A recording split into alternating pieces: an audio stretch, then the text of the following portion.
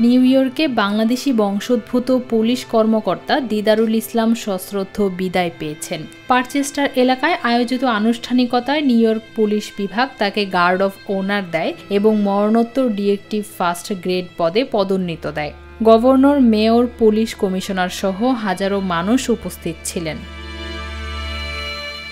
ম্যানহাটানে এক বন্দুকধারীর হামলা ঠেকাতে গিয়ে তিনি প্রাণ হারান। পরে তার জানাজা হয় পারচেস্টার জামে মসজিদ এবং দাফন করা হয় নিউ জার্সির টোটোয়া ইসলামিক কবরস্থানে। দিদারুলের গ্রামের বাড়ি মৌলভীবাজারের কুলাউড়ায়। 2009 সালে তিনি যুক্তরাষ্ট্রে স্থায়ীভাবে বসবাস শুরু করেন। তার পরিবারের জন্য গঠিত তহবিলে ইতিমধ্যে $65,000 জমা পড়েছে।